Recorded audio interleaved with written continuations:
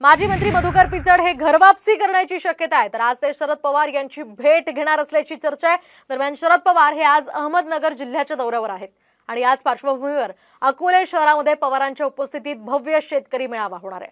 दरम्यान माजी मंत्री मधुकर पिचड हे शरद पवार यांची भेट घेऊन घरवापसी करणार असल्याची सुद्धा आता राजकीय वर्तुळात चर्चा सुरू झाली आहे आणि या संदर्भात आता आपण अधिक माहिती जाणून घेऊयात आमचे प्रतिनिधी सचिन बनसोडे यांच्याकडून। सचिन, काय अधिकची माहिती या प्रकरणात? निश्चितच आजचा शरद पवारांचा जो दौरा आहे तो अत्यंत महत्त्वाचा मानला जातोय, कारण पक्ष फुटीनंतर शरद पवार हे पहिल्यांदाच अकोले विधानसभा मतदारसंघाच्या दौऱ्यावर येत आहेत।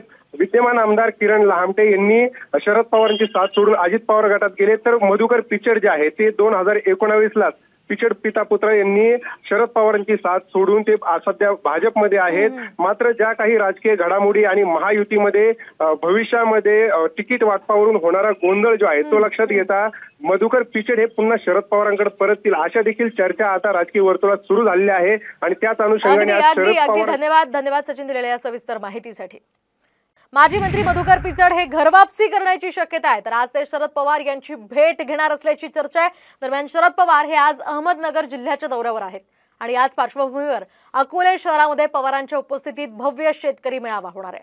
दरम्यान माजी मंत्री मधुकर पिचड हे शरद पवार यांची भेट घेऊन घरवापसी करणार असल्याची सुद्धा आता राजकीय वर्तुळात चर्चा सुरू झाली आहे आणि या संदर्भात आता आपण अधिक माहिती जाणून घेऊयात आमचे प्रतिनिधी सचिन बनसोडे यांच्याकडून। सचिन, काय अधिकची माहिती या प्रकरणात?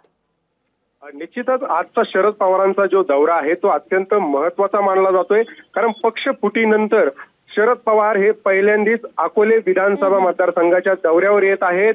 विद्यमान आमदार किरण लहामटे यांनी शरद पवारांची साथ सोडून अजित पवार गटात गेले, तर मधुकर पिचड जे आहे ते 2019ला पिचड पिता पुत्र यांनी शरद पवारांची साथ सोडून ते सध्या भाजपमध्ये आहेत। मात्र ज्या काही राजकीय घडामोडी आणि महायुतीमध्ये भविष्यामध्ये तिकीट वाटपावरून होणारा गोंधळ जो आहे तो लक्षात घेता मधुकर पिचड हे पुन्हा शरद पवारांकडे परततील अशा देखील चर्चा आता राजकीय वर्तुळात सुरू झालेल्या आहे आणि त्याच अनुषंगाने धन्यवाद सचिन दिलेल्या या सविस्तर माहितीसाठी।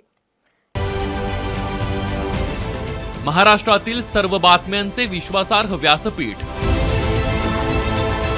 सकाळच्या सर्व सोशल मीडिया प्लॅटफॉर्मला लाईक, फॉलो आणि सबस्क्राईब करा। तसंच सर्व नोटिफिकेशनसाठी बेल आयकॉन प्रेस करायला विसरू नका।